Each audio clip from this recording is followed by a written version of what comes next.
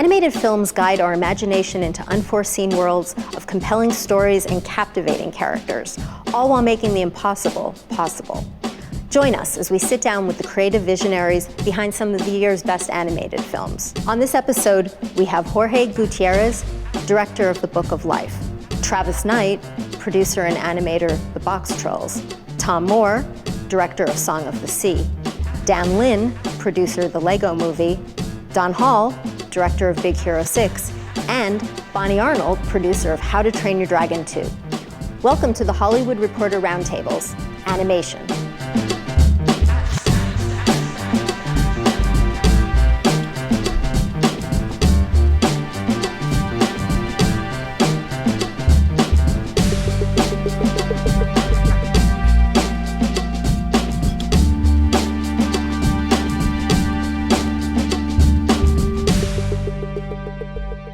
Welcome to the Hollywood Reporter Roundtable Animation. My name is Greg Kilday, and I'm here with my colleague from the Reporter, Carolyn Giardina. I'd like to introduce our guests today. With us are Don Hall, director of Big Hero 6, Travis Knight, producer and animator on The Boxtrolls, and also CEO of Leica, the studio behind that film. Tomm Moore comes to us today from Ireland, director of Song of the Sea. Bonnie Arnold, producer of How to Train Your Dragon 2, Jorge Gutierrez, director of The Book of Life, and Dan Lin, producer of The Lego Movie. Let me start with a question for all of you. Last year we watched Frozen become a worldwide phenomenon. It did $1.3 billion worldwide, became the top grossing film of the year, and certainly showed the potential of animation and how much audiences love to embrace it. As you watch the success of that movie, what lessons might you have taken away from it? My buzzword on that one was Go Girls. I was excited to see that there was female heroines and just more interest in girls and, not just boy movies or movies that appeal to boys, because I do think there's this crossover. I think there's less and less of that, it has to be this or that, and I thought that was exciting, and I just think it makes you think more as a producer, director, creator, filmmaker of how to incorporate things that are going to appeal to both boys and girls. I think that was the big takeaway. It's like if you can make a movie that can appeal to so many different types of people, then hopefully they'll come out and see it. And certainly having a great song really helps. So even now I still sing that song, but I think having one song that kind of epitomizes kind of the theme of your movie and just exudes joy really helps too. I was in a little airport in Belgium and there was a little girl in the queue in front of me, just like dressed as a princess, singing Let It Go. Like, I was, okay, that's a big phenomenon. Yeah. I remember thinking, we're so screwed, just because it did so well, and the pressure on everybody saying, where's your Let It Go song? Well, how's your movie going to do that? Well, that's a little bit cyclical too, I think. I mean, my daughter, who's now 20, grew up in that whole age of Beauty and the Beast and Little Mermaid, and then that sort of, seemed to fall out of favor a bit. But I think it sort of comes back, and I think sometimes for animation, it's a little bit harder for us to kind of, on the moment, we're going to swing that way, only because some of our projects take 3 and 4 years to gestate and get made. 3 to 4 years. You're on a fast track. I wish it took 3 to 4 years. But I'm just saying that I think, but I think it's also important to hear what, what people are watching, or acknowledge that, and not only what they're watching, but how they're watching it. I mean, that's sort of changing too. It's kind of interesting for our business, for sure. Sometimes, for whatever reason, things just capture the zeitgeist, the spirit of the times, and that film became a phenomenon. And it's difficult to ascertain why that is. And certainly it's not something that someone could recreate easily, and nor should they try. I mean, to chase a phenomenon is impossible. It becomes that because of some inherent qualities within it and the way the public responds to it. I think as animators and as filmmakers, the only thing that we can do is try to live up to the ethos of John Lennon, just give us some truth, and to try to tell something that's emotionally true and something that can resonate with a wide swath of people. And in the end, tell something it has to be a personal thing, otherwise it's hollow. And I think the filmmakers behind that movie, that's exactly what they did. When I look around this table, most of you have taken very obscure source material, or you're working with original material. In case of Lego Movie, you had a brand, but you didn't have a story. You had to come up with that. I'd like to quickly go around the table, and if you could each tell me what was the inspiration for your movie. For me, it was a simple conversation I had as I finished Winnie the Pooh. I mean, it was about delving into your childhood passions. And what did I love? I loved, animation, and I loved comic books, and the idea of sort of mashing those two things up was a very enticing idea. And then it was up to me to find something that satisfied that. And I found this little gem at Marvel called Big Hero 6, which is very obscure. From that, we kept the title and the characters' names, but we were really left to our own devices to create this original story. And ultimately, the story centered on loss, emotional through line of a protagonist who deals with loss and the idea of a surrogate big brother. This kid loses his big brother, and the robot becomes a surrogate big brother and kind of heals this kid's broken heart. You're gonna need some upgrades.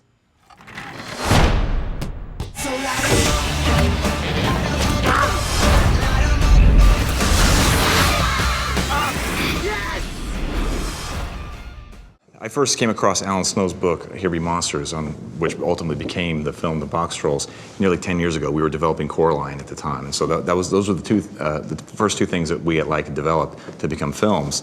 And that's why when you say 3 to 4 years, I smirk, because it's been a nearly 10-year journey for us to make that as a movie. I didn't want to scare everybody off. Yeah. But there was something about Alan Snow's book that just captivated me. He just created this incredible world of these great creatures, and it was reminiscent of great children's literature like Charles Dickens or Roald Dahl. Had a great biting sense of humor like you'd find in a Monty Python sketch. And for us, we felt like if we could crack it, if we get to the core of what was great about that story, we could have something that was pretty special and unique. And anyone who works in film or in animation knows that it takes you away from your loved ones for long stretches of time. And so trying to find that balance in your work and your family life is very difficult. And that was something that came up over and over again in our discussions with each other, and we kind of infused that into the narrative of the film, and it became a story about that generational thing between parents and their children.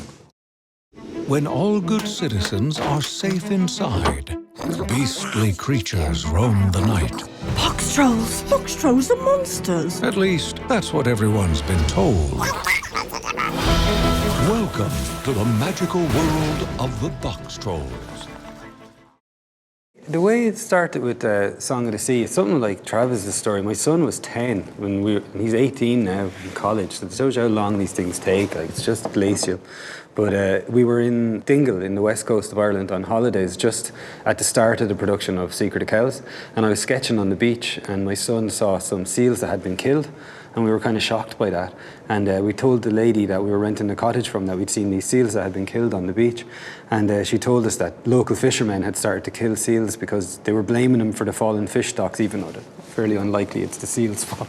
But she said that wouldn't have happened years ago, that like years ago there was this belief in the area in Selkies, people that could transform into seals, or people believed that seals could be the souls of people who've been lost at sea. And it just got me thinking about the fact that, the folklore and the nature and the wildlife, all that stuff that I was interested in, were very interconnected. And then when we lose stories like that, we kind of lose a lot more than just stories.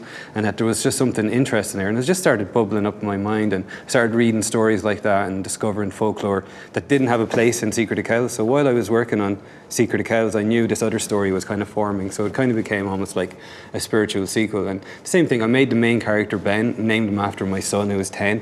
And, it was that bittersweet thing of an inverse Roman candle where my son was getting taller than me as I was still drawing this 10-year-old version of him day by day. This is an ancient shell that my mother gave me a long time ago. Hold it to your ear and listen carefully. You will hear the song of the sea. What's happening to you? All of us are connected, and we'll all share in our fate. I have to find her.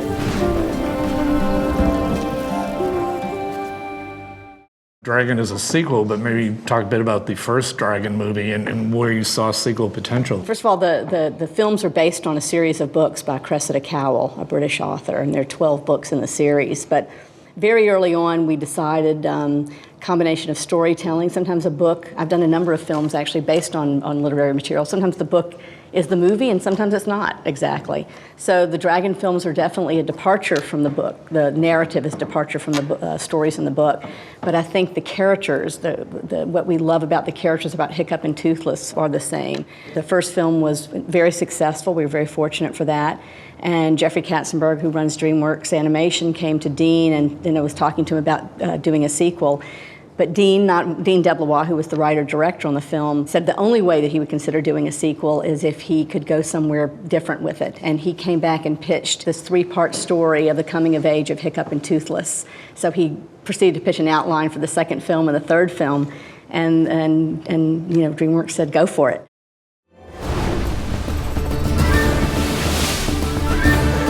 Come on, bud. There's a whole other world of dragons out there. Unbelievable.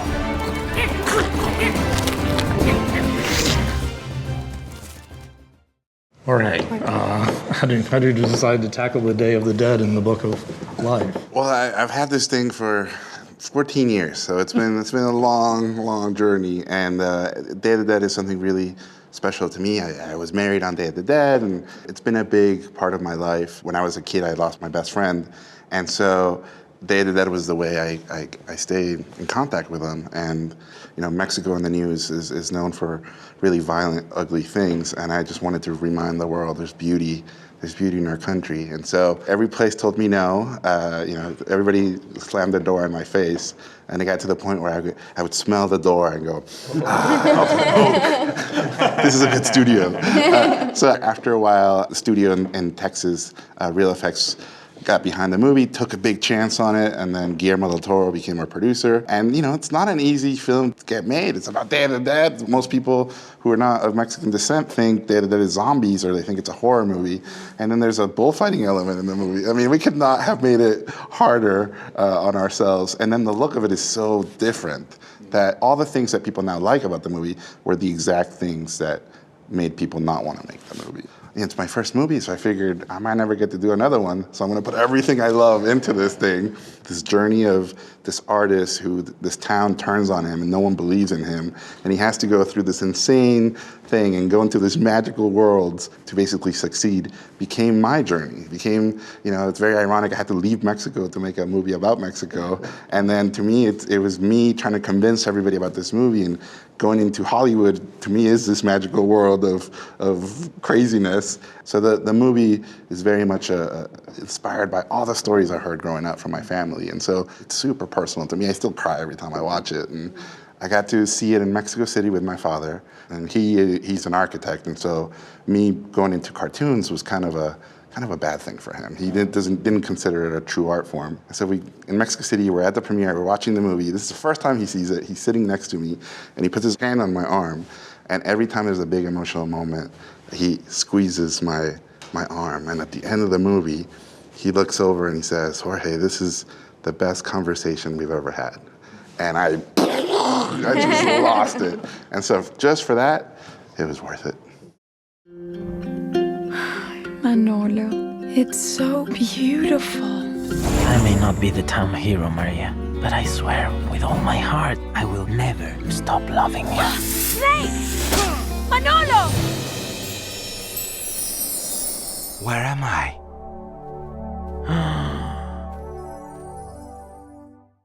Dan, when Warner has announced they were making a movie about Lego, a lot of people raised their eyes around Hollywood. Obviously, you were convinced there was a movie there, but how'd you go about figuring out what it was? Yeah, it took a while. I was inspired by playing with Lego with my son at the time. At the time, he was 5. It took us 5 years to make the movie. But I realized when he was playing with Lego bricks, he's a kind of a free-form builder. He wasn't following the instructions and building really cool inventions of his own. But also saw that when he was putting bricks together, he saw like a much greater adventure than what was in front of him. So he'd put like 2 bricks together and see an airplane instead of 2 bricks, or maybe 3 bricks together and be a dinosaur. So I was like, wow, when he plays with Lego, he has this imagination going on that isn't part of the literal world in front of him. And can we capture that experience in an animated movie? So that was kind of the goal. Then recruited Chris and Phil. Chris Miller and Phil Lord. Yes, Chris Miller and Phil Lord, the writer-directors of the movie. And they said to me, Dan, we don't want to make a commercial, a toy commercial. And they went away and said, Dan, we're passing. And I did this thing with them going, okay, guys, if you were to make the movie, what approach would you do? And I kind of tricked them into, they're like, okay, Dan, if we made this movie, this is what we would do. And it was, it would be an art form. We use Lego as an art form, the way people paint, the way people use clay, we'll use Lego bricks as an art form. And then let's tell it as a love story. And it's a different kind of love story. It's a love story between us and the Lego playing experience when we were kids, and the 3 of us all play with Lego. So there's the love story of the Lego bricks themselves and the Lego playing experience. Then there's the love story of really the creative process, and that they brought that into it, which is the story ultimately is about creativity and imagination, how exciting and painful that can be in the experimentation process that goes with it. And the third part, which always got me, that's the part where I cry with my movie, which is the father-son story. That oftentimes, whether it's our experiences with our own fathers or ourselves as fathers, that sometimes as you get older, you lose the sense of play. And it takes a child to tell you you're the villain of the movie that changes your perspective. Where am I? Come with me if you want to not die. What is happening? You're the special. And the prophecy states that you're the most important person in the universe. That's you, right? Yes. That's me. Relax, everybody. I'm here. Batman? Awesome! Who are you here to see? I'm here to see your butt. Oh my God! First try.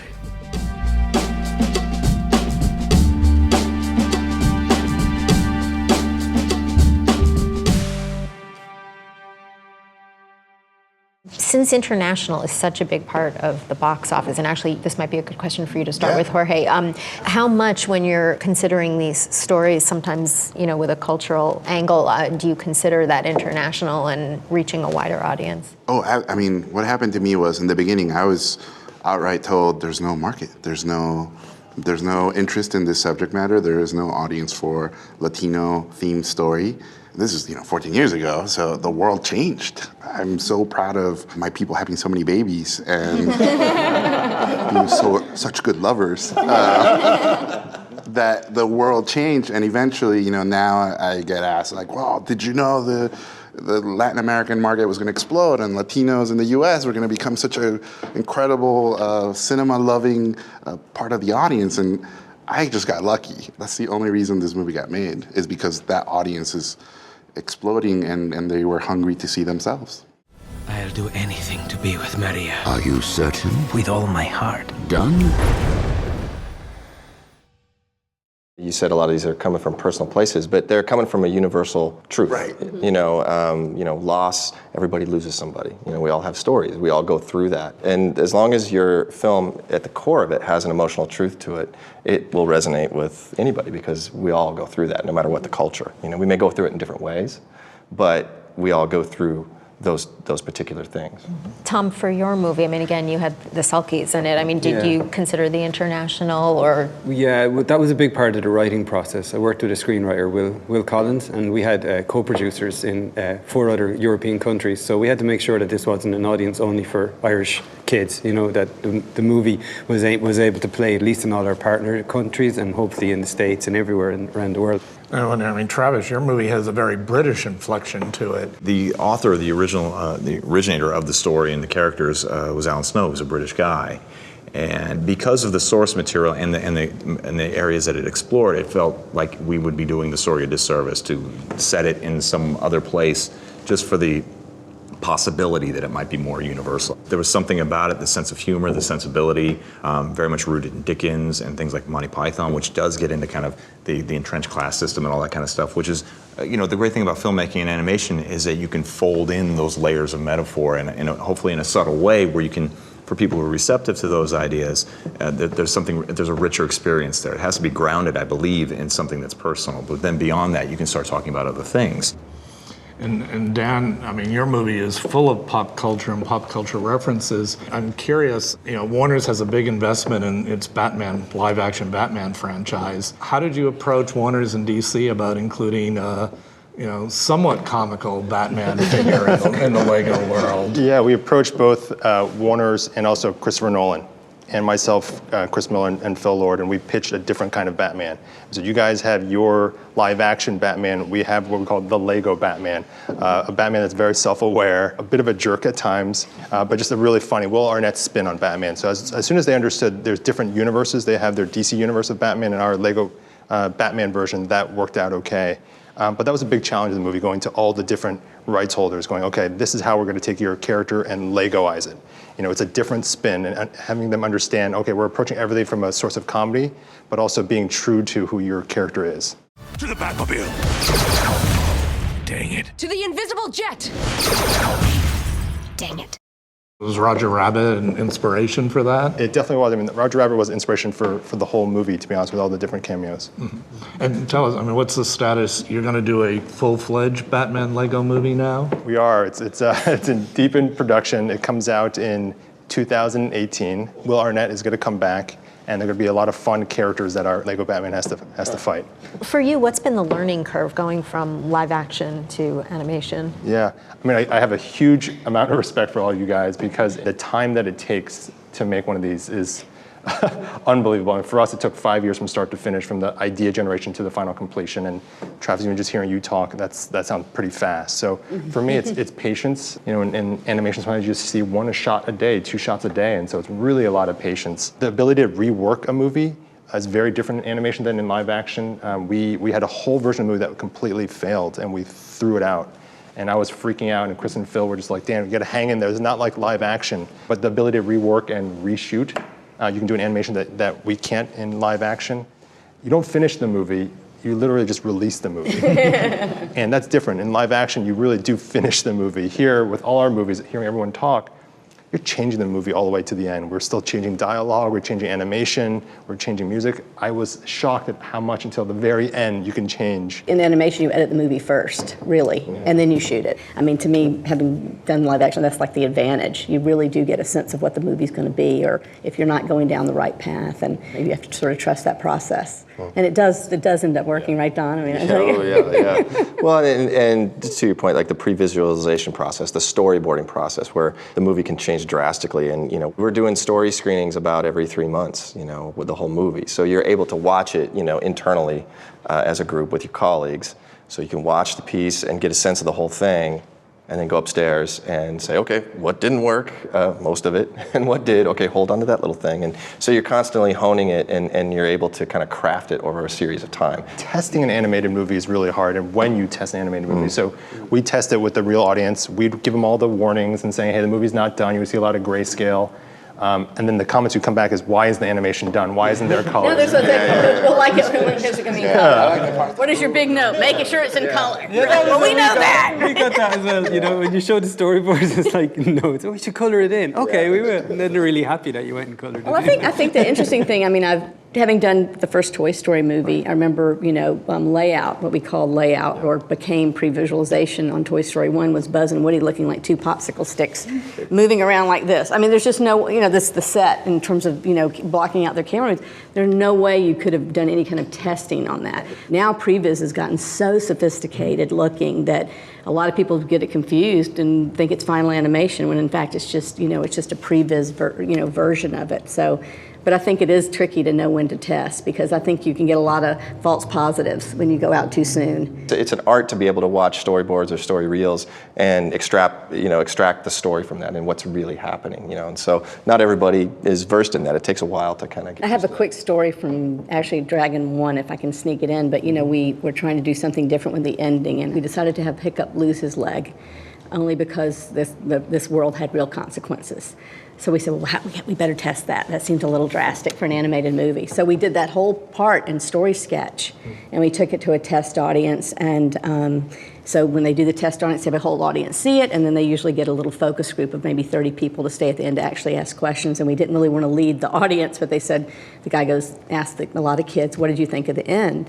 And some little boy who's like 7 raises his hand and says, well, you know, Hiccup kind of lost something, but he gained something too. And I mean, it's like, high five, okay, let's go, done, let's finish that off. So I mean, immediately, that's like without, you know, any kind of whatever. So sometimes you do get, I mean, they can read those things. I mean, they do go into that, suspension of the disbelief, and they see it and they get it, and that's all you need is the knowing that they know what's going on. To the point sometimes when you show the whole movie in storyboard and it gets a good reaction and you go, should we even animate? Maybe it just works. Kids are always smarter than we think, and certainly than I think. Oh, definitely. And so you're making a movie really for kids and adults, but they're getting both levels of humor at times. So I think that's always the pleasant surprise. Wow, you know, the studio or even we may think, oh, kids aren't going to get this joke, but they do. Oh, yeah. In general, are you testing to see whether jokes work, or are you testing to see whether premises or you know, story elements I think at different times you're testing for different things. You're not sure if it's funny until you see what other people's facial expressions are, and you don't always see that in a rough form. So sometimes you're just doing it to test the is the story hanging together? Can you follow the story? I find all this fascinating because we've never tested a film in 3 films. We can't. It's part of our process. I mean, you talk about the patience that you have to do in animation, but to me, it's more about faith, and sometimes it's just blind faith because you have to commit to this thing, and you have to be disciplined, and you have to see that what you're going to get at the other end, and know that this team is going to help you get there. And it changes along the way. Sometimes the film that you ultimately, these things are organic things. Sometimes the film that you end up is not the film that you intended to make. But hopefully, with that team and with that focus, you can have something that you can be proud of. But we have limited physical assets. And our budgets are relatively meager in the animation world. And so, if you have one puppet, that puppet can't be duplicated. It can't be downloaded on another set. It exists, and that's it. That one set exists, and that's it. So for us, testing would be self-flagellation. Even if we got feedback, there's nothing we could do about it. I love testing. I mean, the process, like, I threw up the first time we screened it, but we shot the audience. I wanted to see their faces, and like every time someone walked out to go to the bathroom, I was like, "Oh, you're missing the yeah." But just to see, like, what are the kids reacting to? What are the parents reacting to?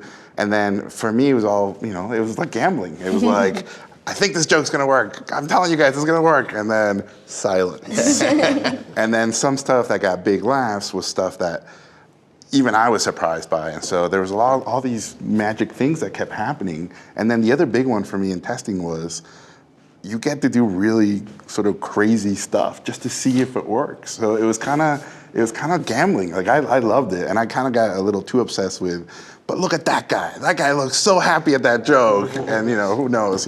You're welcome, that guy. Yeah, maybe it was his hot dog or something. Yeah.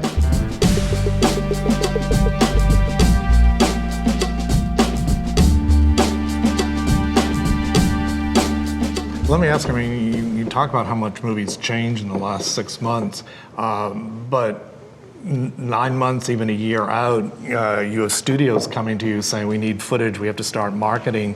Do you arrange your schedule so that there's some footage finished early on that then becomes the basis for marketing the movie? Travis, you're smiling. That's always an ongoing debate.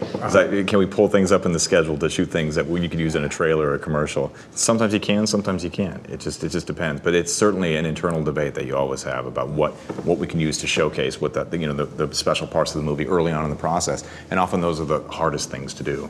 I was so sure there was one scene I was so sure was going to be in the movie. We put it into production, and we were in the middle of animating it, and then in the next room we were having a story meeting with the writer, and we realized, no, that's and it was so it became the conceptual trailer that we released, but it's not even in there. Yeah. I mean, that's those type of things, or conceptual trailers or even teasers, are kind of a helpful tool to get some material out there that is about the movie in a general sense while you're making the movie. It buys you a little time to get that footage that you're talking about to do a proper trailer. If you have the bandwidth to kind of devise some sort of teaser type thing. And it also gets the animators, it gets their feet wet with the characters and just gets the ball rolling. But you obviously had to decide early on you wanted to introduce Baymax, your robot character, and how much you wanted audiences to know about him. How did you solve that? Yeah, well, we did a teaser that kind of gave a little comedic sense of what the film's going to be about. That there's going to be this movie's going to take on the idea of transformation of this kind of sweet, caring nurturer into a smecked out warrior, and we did it in a comedic way. And there's tones of that in the final film. There's also darker tones about that transformation in the film. But it was a way for us just to kind of get that idea out there, because the idea of Baymax as a soft robot is really kind of weird. It's not the norm, and that was by design. And because the first thing we did was like, okay, we're going to put a robot on screen that you've never seen before. So what do? You do your research, and I went to Harvard, Carnegie Mellon, and MIT, and it was at Carnegie Mellon that I found that. And so it was important, I think, for us to just put that character out there, to get people used to this idea of this sort of white, vinyl, chubby guy with these two eyes, and just get that idea of the soft robot out there, and that there would be a transformation in the film. Hello, I am Baymax, your personal healthcare companion. Hey. Where do the conversations start to happen about the potential for sequels? They haven't happened for us yet. We put everything we had into this one, and just wanted to get through this and tell this story, and and then we'll regroup, and if there's an appetite for it, and if Chris and I both agree that we want to do it, and because it's really in the director's hands at Disney. I mean, John leaves it up to, okay, if the directors have a story that they want to continue on with, or deputize somebody to continue on with that story, then that's cool. But it's never really a kind of corporate-driven type thing. The sequel of How to Train Your Dragon 2 is really, I think, based on the success of the first film. So when you put out original material, sometimes you just don't know. You hope it's going to be good. You hope it's going to take hold. And I guess we were fortunate enough that the first film was successful, and as it started to kind of roll out, and the studio started to have conversations, should we think about doing a sequel? It was intimidating but exciting at the same time. Travis, I know generally speaking you're not a fan of sequels. Could you maybe talk a little bit about the strategy and your reasons for that? I just think that as a whole, not speaking about any of the films that we're talking about here, that generally as a rule, I think that sequels are killing our industry. It's when you go back to when I was a kid, the kind of films that I grew up watching. Original ideas, bold voices, really challenging material that could, when your brain is forming and you're open to new ideas, really great stuff. And I think by and large, that's gone away. We don't see a lot of that anymore. That's why you see, we live in an era of reboots and remakes and sequels and prequels where old presents are rewrapped and offered up as new gifts. And I think it's not to say that you can't tell a compelling story in a sequel. You certainly can. I mean, I think we have a host of examples. We have, Godfather and Empire Strikes Back, clearly, and How to Train Your Dragon 2. You can tell a good story, but just if you think about storytelling generally, your film should be the most significant, most poignant moment of your hero's life. And so the sequel automatically is a diminishment of that, unless you can come up with some big grander thing, and then we're just cranking up the volume. So I think at some point, it makes it easier in terms of it serves a purpose in terms of product, but I think in the end, as artists, we have to look at it and say, is this good for us in the long run as an industry to continue to churn out these same things? We get to an end of a trilogy and then we restart that, we reboot it in another way, and at some point we just become an echo chamber. And I think some stories warrant that. Some stories are big and require a big canvas, and I think some stories should never have a sequel, and that's why we will never do a sequel.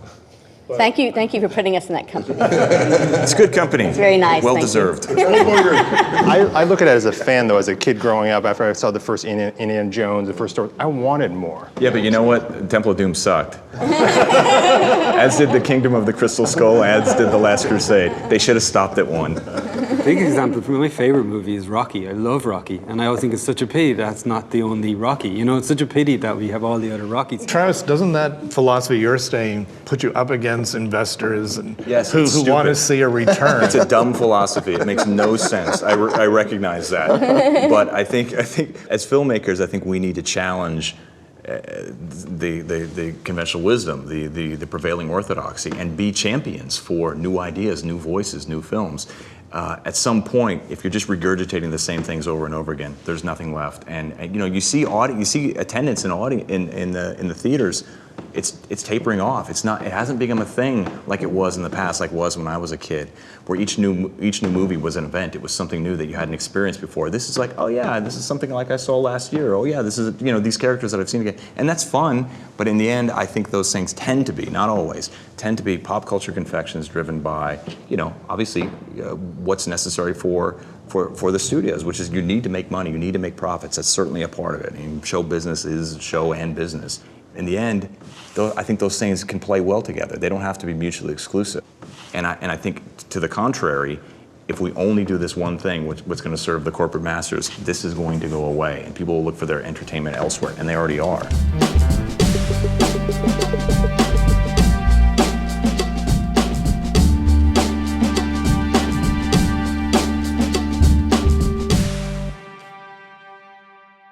I'd like to talk about voice casting. When you're casting, do you meet with actors? Do you listen to tapes of their voices? I'm curious how you separate an actor's face and personality from the voice that we'll be hearing coming through the character.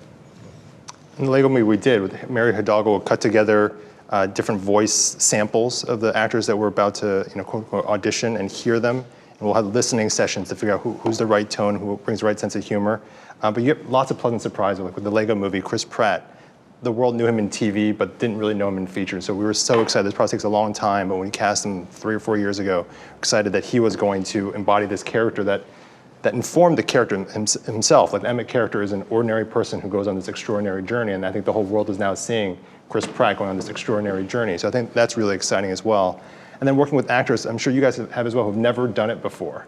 You know, Morgan Freeman, seeing the joy that he has, he doesn't have to dress up going into the room, and doing it for the first time, and how he can play. You know, he had done a lot of commercials, but never done an animated movie before, and how you can take even his animated expressions on his face and turn that into scenes in a movie. I think that's really exciting as well.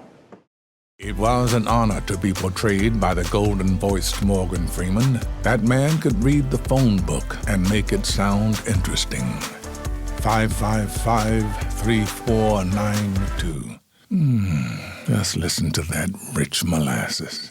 Dean Deblois, he had talked about introducing the mother figure character in the second film, and we were lucky enough to be included in the nominations in 2011 for Dragon 1, and we were at the award ceremony, and we go out for a break, and we go over there, and I went over there to get something to drink, and Dean comes to me and goes, I just ran into Kate Blanchett, and I'm writing that part for her, and I just pitched her the thing on the way to the bathroom, and he goes, I have that in mind, and she said she'd read the script, and she's never done animation, but she loved the movie, and so sometimes, you listen to her voice, and sometimes the director just bumps into somebody on the way to the bathroom. I mean, You were looking for Latin actors? Yeah, I mean, we have the largest Hispanic cast in the history of animation, but at the same time, I personally didn't want to scare white people into thinking it was just for Latin people, and so we had to make sure I was more diverse with our casting, and there were people in the cast that,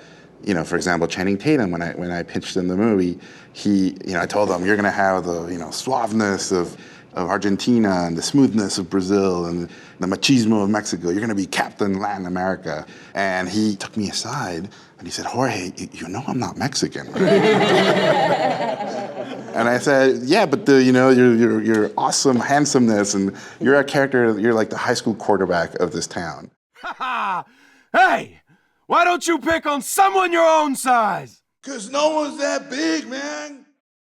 Tom, what was your experience with your casting? Yeah, the casting was just a dream because the Oscar nomination really opened doors in that area. Nobody said no as our first choice. We met Fionnuala Flanagan out here in LA during the Oscar nomination kind of run for Secret of Kells, and she took us up to her house, and she was so kind, and she played 2 parts in the movie. Like, nearly everybody had to play 2 parts, kind of a character from the fairy world and a character from the real world. So that was kind of appealing as well to a lot of the actors, that they got to kind of have a really exaggerated version of their real world character too. But Brendan Gleeson had been a friend since Secret of Kells, and we designed the characters. We knew who the voices were going to be. That was a real pleasure. And even though we'd done a lot of work already with scratch voices, it was totally different then. When the actors came in, they brought something to it. But our biggest challenge, it was the same in the last movie, and it's always the same when you have to cast a kid. But we were lucky enough that David Rawle was in the TV series Moon Boy, and we were doing the animation for that series. And so he was like the most talented 11-year-old actor in Ireland, so he was right in front of us, so we were really lucky that way too. Those stories that Mum told me, they're all true. Are you really a Selkie? Last question. In addition to the animated feature category, sometimes we see animated movies get nominations for sound editing or score, or sometimes Best Picture. When you look at all of the categories, do you feel there are places where animated films should be considered and are maybe overlooked? Absolutely. I guess the greatest compliment to Dean and myself is that people love the movie, and it's really, they forget it's animated. They like the story, they like the movie, they enjoy it, and it's hard a little bit at times knowing. I feel like we're competing, the music, the sound, the art direction. I mean, to me, animation is a technique to tell the story. I wish sometimes we weren't as relegated to the kiddie table as I feel like we are sometimes. I think it's gotten a lot better, but isn't it weird, like that Gravity and Avatar aren't animated films? Like, they are, but they're not considered animated films, but they're so animated. There's so much animation in them that, I don't know. I think it's a real blending moment. And also when you consider, the amount of work that goes into these films and how we're creating everything from scratch, I mean, everything, in our city of San Francisco, every grain of dust, every crack in the street, everything is a choice that has to be made by an art director, a production designer, and then bought off on by the directors. And so art direction and production design would be something that would be really cool to be recognized for, because again, it's from scratch. I know our process is a little bit different than most of you guys, but I think of the different crafts on display in a live action film, and that's exactly the same thing that we come to bear on our films, just in miniature and much slower.